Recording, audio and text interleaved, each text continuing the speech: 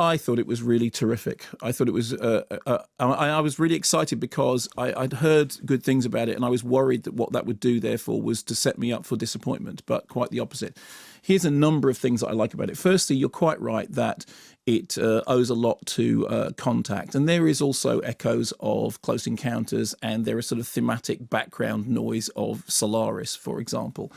I actually thought the film it reminded me of visually the most was Gareth Edwards' Monsters, which is a science fiction film that doesn't look necessarily like a science fiction film. It's not just to do with the nature of the alien creatures, but it's actually to do with that tactile, handheld, up close and personal. This is a story about people who things are happening to them, but they happen to be happening against the backdrop of an extraterrestrial arrival rather than invasion. I thought there was an awful lot of the tone. Dirty sci-fi is the term that Bradford Young, who's the cinematographer here, used to describe that particular quality, and I think that's absolutely right. Second thing is, I think it's a brilliant distillation of the short story, which is very short, actually, by Ted Chiang, the story of your life. And when you read that story is so much bound up with Kurt Vonnegut and Tralfamadorians and Slaughterhouse-Five and all those sort of, those very, very Vonnegut ideas. And I think that what the screenwriter has managed to do is to take the essence of that story and turn it into a screenplay which is really accessible, that essentially ends up discussing quite complicated ideas such as, Sapir-Whorf hypothesis about cognition being determined by language, but do so in a way which is absolutely accessible to me, for one thing, and I think a mainstream audience wouldn't at any point feel that they would, that these concepts, these complicated concepts were baffling. I felt that it really sort of invited you in. It asked you to, to think about these things, about the way in which language and semantics change your view of the world. And I thought it did that fascinatingly. I thought the design was terrific. I thought the spaceships hanging in the sky, to quote Douglas Adams, much the way that bricks don't, was really eerie. Something about that pebble design, and the pebble almost looking like it's leaning over. Everything about it looks wrong. Everything about it looks brilliantly alien, in that genuine way that, alien, not like, because when you think about a setup of a movie which has monolithic spaceships appearing low-hanging, on these key locations around the world, you immediately think of Independence Day, and it's completely the antithesis of that. It's not Independence Day at all. But I think that's the spectacle of the way in which those alien shapes hang is really good, because it emphasizes the otherness, as indeed does either Johan Johansson or Johan Johansson. I'm sorry, my pronunciations have never been good. Score.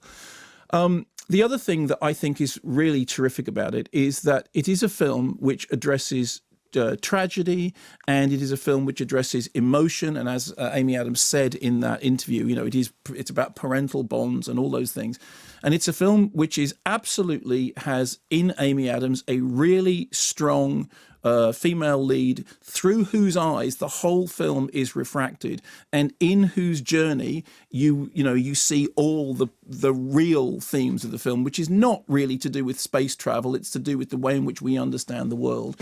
And I think it's a film which manages to have, you said it brilliantly in that interview, it's a film which starts by breaking your heart, and you're sort of therefore in that kind of heartbroken mode at the beginning. And the film then talks about the way in which joy and love and grief and mourning and celebration can all be refracted through the prism of the way in which you understand the world. So it is dealing with very, and as I said, if you read the short story, I mean, you do read and you think, how on earth are they going to turn that into a film? How on earth are they going to make that into something which has all the right elements to work as as a cinematic spectacle? I think it bodes very well for Denis Villeneuve. Incidentally, I'm so glad that she said Denis Villeneuve, because I'm, hands up. I was about to say Dennis. I've been saying Dennis in the course of the interview, and then she suddenly says Denis. So okay, French Canadian. So that's. Do you think the French Canadians have a cartoon strip called Denis the Mini? We should put Blondie on that. We should put the Blondie on, yeah. But I think it bodes very well for the forthcoming Blade Runner sequel, because evidently he is somebody who understands.